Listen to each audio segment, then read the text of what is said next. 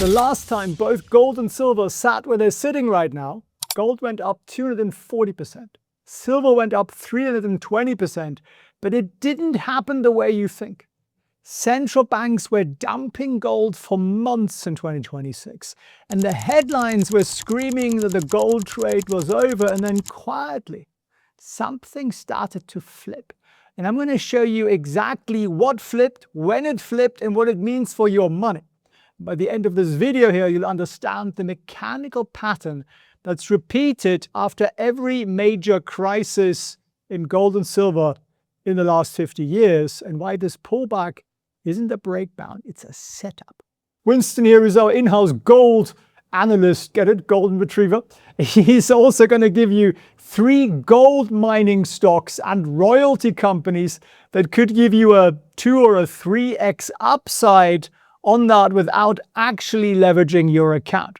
And because Winston is going to make this video so information dense for you to give you lots of value and to make sure it really lands for you, we're also going to give you a bonus full research report covering everything that we're going to go over today and more, because this video shouldn't be hours and hours long. You can download that for free at felixprehn.org/gold2026. Links down below in the description. It's completely free, nothing required, just download it. If you're wondering who the heck we are, my name is Felix. I'm an ex-investment banker and economist. This here is Winston. He's also the co-founder of the Goat Academy, where our retired Wall Street mentors have been teaching regular investors like you for the last 6 years. We've taught well over 20,000 people by now, which is super, super fun. And we're going to show you how the sausage gets made on Wall Street, what it really means, and then the exact pattern that we've seen play out multiple times. Gold dropping in the middle of a global crisis like it is right now. So I'm not going to give you financial advice. I'm not even going to give you my opinion. I'm going to give you the mechanical sequence that repeats after every major oil shock. Think 73, 79, 1991, 2001, 2022. Yeah, every one of the big ones. And once you see those patterns, you won't be able to unsee them again. So let's start with what's probably making your blood boil right now. And let me know if it's annoying you that gold and silver are down. Just put annoyed in the chat, or an A will do too. Gold hits an all-time high of up here somewhere, 5,000, almost 600 in January. And then the Iran conflict breaks out and gold drops. Not like 5% or 10%, but no, like a lot. You know, we're talking like 20-odd%. And every retail investor on the planet expected gold to moon, right? And it did the exact opposite. And I bet some of you are watching this right now and you're sitting in the red, right? Let me know if you're in the red on gold in the comments. Just write red gold in the comments. But let me explain to you what happened, because once you understand this, you'll never look at a crisis the same way again, and you'll understand where the next opportunity sits. So tattoo this on your forehead or wherever you take notes, because this is a really important other thing to understand. The step one is we get a geopolitical shock. You know, in this case, it was a major conflict in the Middle East. What happens next? Well, oil goes up, right? And oil is going to continue to go up, in my humble opinion. 20% of the world's oil flows through that part of the world. And when it's disrupted, well, guess what? Prices go up. It's particularly complicated. Step two, when oil spike, inflation actually doesn't go up immediately. But expectations of inflations do, like expectations of very long golden retriever massages around here. And in markets, expectations are everything. And then you get to the third step. The Fed can no longer cut interest rates because they see the inflation expectations rise. So the Fed's going, stuck, can't do anything because we got to fight inflation. And then step four, when the market realizes the Fed isn't going to cut, the interest rates go up. Bond yields, they call it, which are basically the interest rates that the market sets, not the Fed or the government. The Fed doesn't actually set interest rates. It's just the market that does. The Fed doesn't want you to know this, but it's how it actually works. And it sounds a little bit complicated, but stay with me because this is so important. And when you understand what bond yields are, it's basically how much interest do you get for holding US government debt. Well, if they're paying you 5% and gold is just sitting there doing nothing, paying you nothing, so what do you think the big money does? Well, they flow into the sure thing, right? Wall Street likes a sure thing, and 5% is a sure thing. And then what happens? The dollar strengthens. Why the heck does the dollar strengthen? Because every scared investor around the world, every pension fund manager is losing sleep, and they're all moving their money into the one safe haven the world still believes in for some reason: US Treasuries or US debt. So money pours into US debt, and all those foreign buggers like me, they have to buy dollars, right? They sell their yen and their euro monkey currencies, and they buy the good old, US dollar for it. And because gold is also priced in dollars, a stronger dollar means gold gets cheaper, or it looks cheaper to everybody else. So you get three headwinds hitting gold at the exact same time. You get the higher bond yields, the higher interest rates, a stronger dollar, and then you get forced selling from institutions who need to raise cash, or those who are locking in their profits. Because you remember, gold started around here where the first sort of real buy signal kicked in Feb 2024 around $2,000. So a lot of people made a lot of money there. Seems the massage is finished over here. So now you know why your gold position is in the red while the world is on fire. And this has happened every single freaking time. Gonna have to put these on because these lights are very bright, better for your eyes. So literally go back the last 50 years.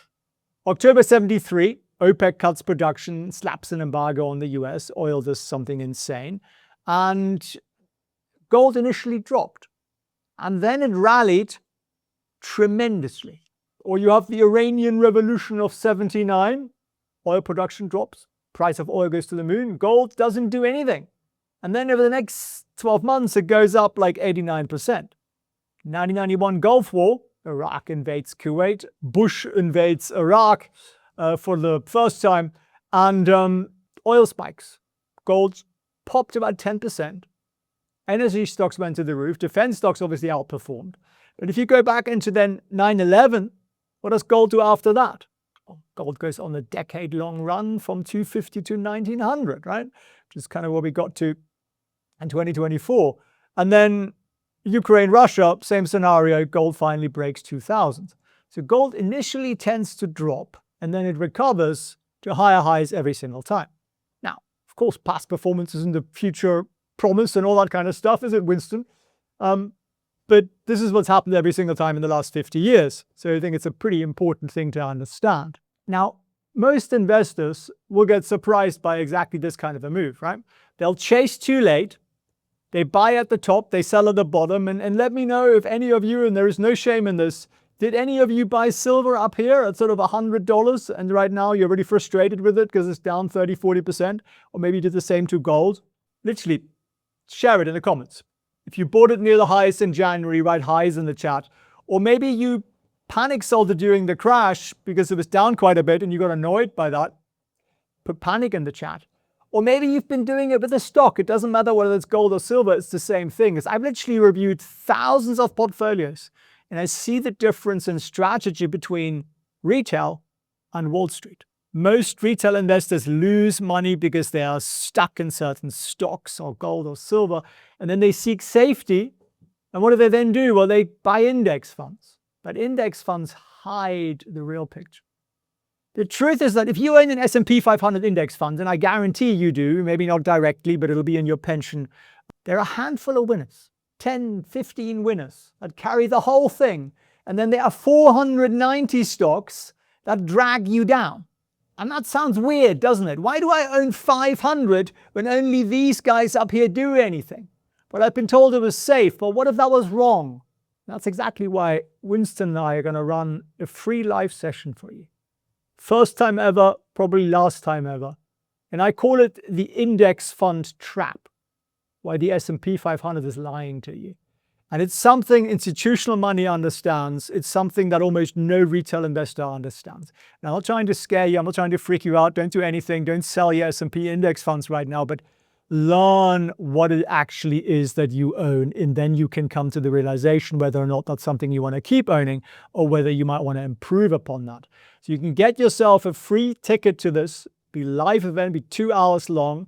I'm running this live from France at indextrap.com, indextrap.com, the link's down below. And I'm going to walk you through the exact setup for navigating what's coming here, including this gold and silver setup. The 2 hours, as I say, live from France, free seat at indextrap.com. Why am I not telling you everything in this video? Because the video would get silly long and YouTube doesn't like putting out 2-hour videos. But let's get back to the promise and the premise of this video. Every time gold or even silver sat where it's sitting right now, literally there's a technical level that every big institution, every fund, every central bank watches, and it's very simple. It's called the 200-day moving average line. And let me show you gold right now. Gold right now, let me get a pen. Okay, first of all, there is a purplish line on here. That is this 200-day moving average. Please take notes, you will forget it. And right now, we're trading significantly below that, right? We're trading here. So we're bigly below that. The last time we were that bigly below it was briefly in April 2025. And before that, it's actually not on my chart in the last year or two. So what happened, and again, I'm not saying to you it's going to happen exactly the same way, but last time we were at that sort of a level, we were at 27 bucks and we went up a couple of 100%. And if you zoom out even more and you see these opportunities where we are below that line, well, we were below that line down here at $17. We were below that line in a big fashion at $11 in 2020, right? All of those were beautiful, shiny opportunities for a rally in silver. I'll show you the same thing to you for gold. You can see where we are right now on gold. You see this line here, which is again the same 200-day moving average line. We're trading here. Pretty big gap below the line. That gap here was actually less. Now, at that gap, we were trading at $1,800 for gold. So let me ask you this. Would you like to have bought gold at $1,800? But actually, if you zoom out a little bit, the significance of the drop is more like what we saw in 2022. And in 2022, I can tell you we were trading at $1,500, $1,600 an ounce.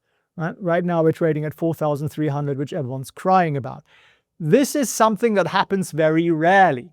When it does, it is, I believe, an opportunity. I'm not telling you to buy it. I'm not a financial advisor. You're going to come to your own conclusions. But it's something to understand and study. So I looked up the data. Last 10 times gold touched the 200-day moving average line. Over the next 12 months, on average, we did 8%.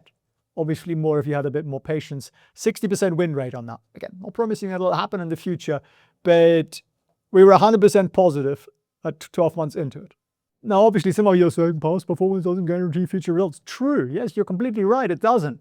But let me walk you through why the conditions today are more extreme than anything we saw in all those previous episodes. The US debt, or the please vote for me fund, it was sitting at 500 billion in 73. It's about 39 trillion right now. The government is paying 3 billion a day in interest, $1 trillion a year, more than the entire defense budget. And literally every aircraft carrier, every fighter jet, every soldier, more goes to paying interest on the debt than in defending the great US of A. And central banks in 73 were selling gold. There was no silver supply deficit. Today, central banks are buying again at a pace we haven't seen in a long time. And we have a tool for that in the Winston app. There's a whole metal section.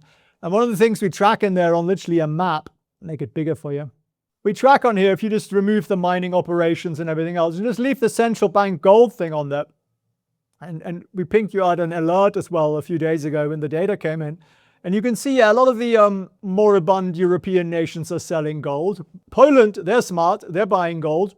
You see a lot of the Asian nations are buying gold.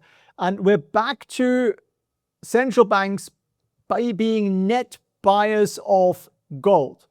Now, the reason that they started selling off is like, you see all these little red dots here in the Middle East? All these guys were selling, Turkey especially, but also rumored to be the Emirates and so on, because their oil sales stopped. So they're not getting dollars in, so they're selling something that's liquid they can tide themselves over with.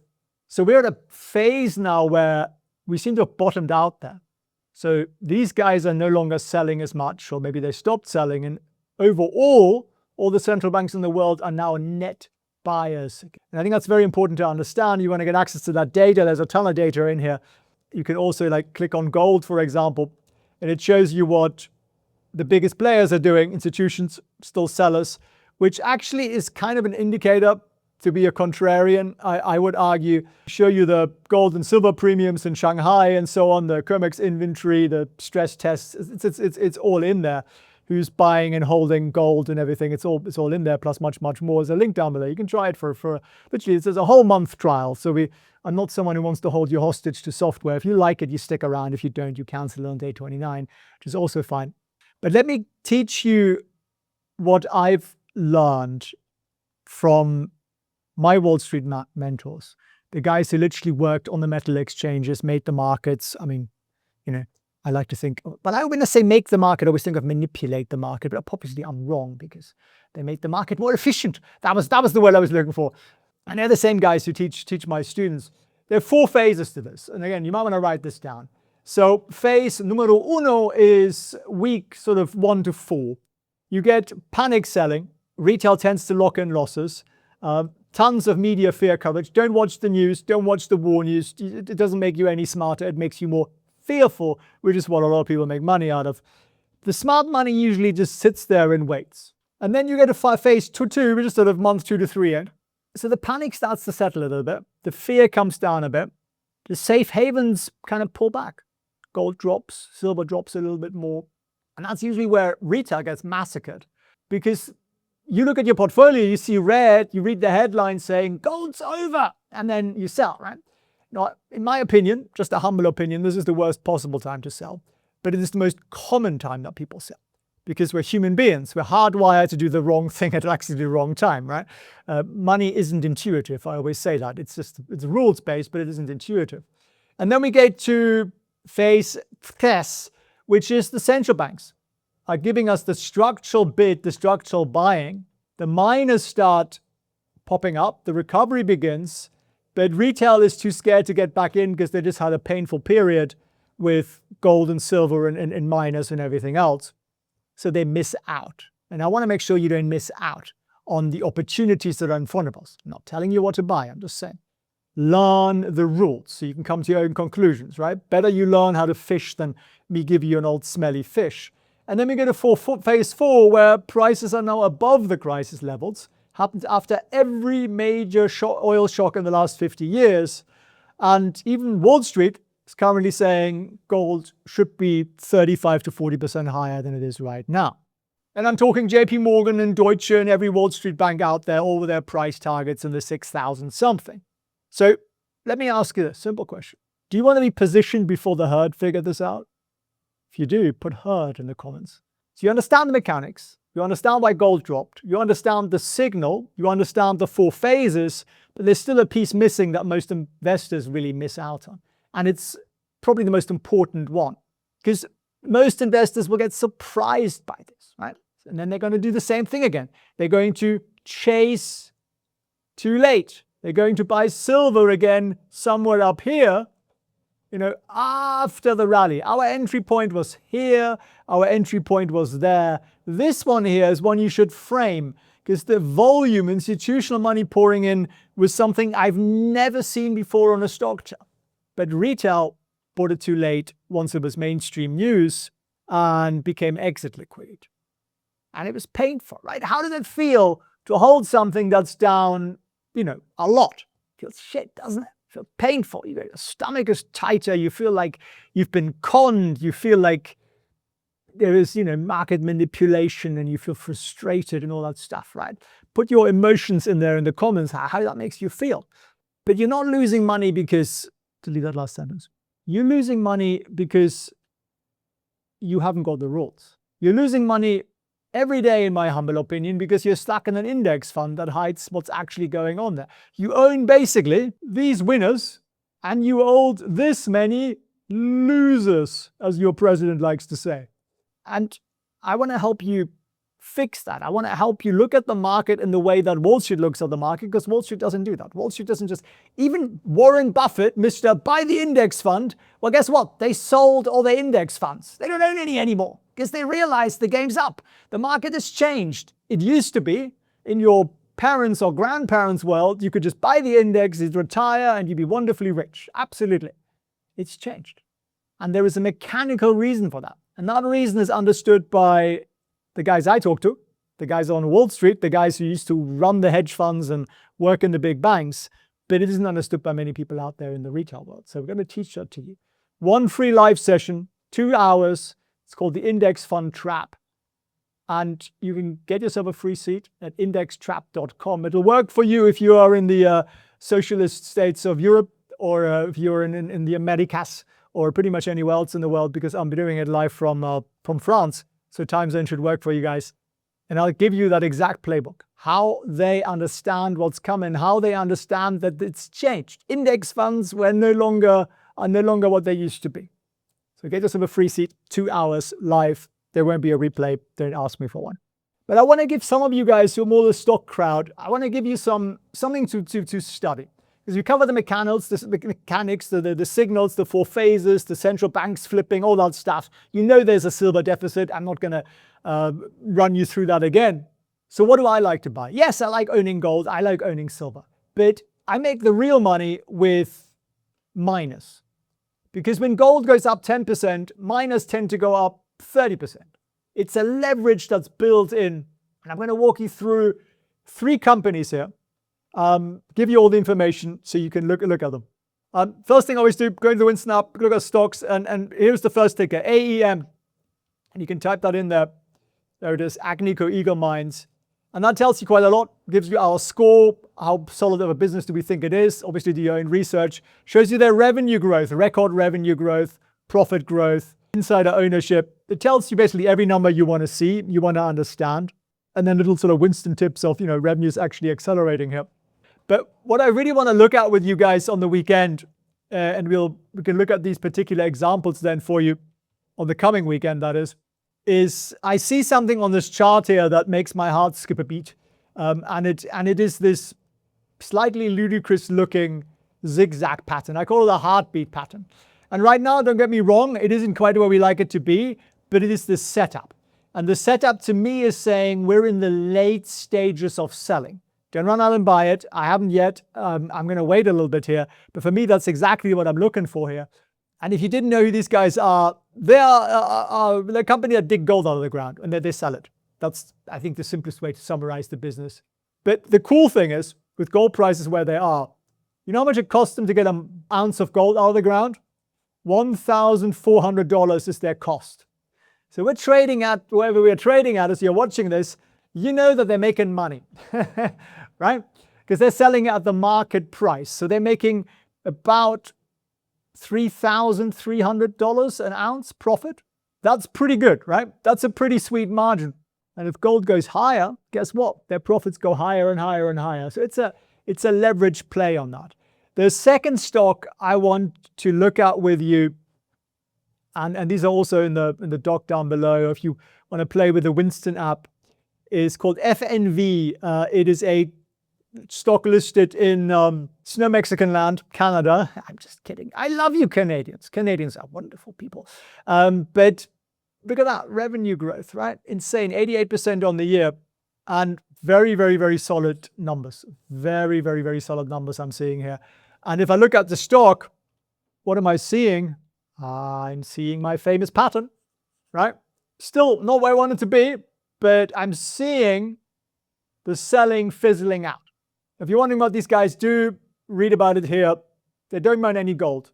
They're a royalty company. So they finance gold miners. And they collect basically royalties for everything that's dug out of the ground in return.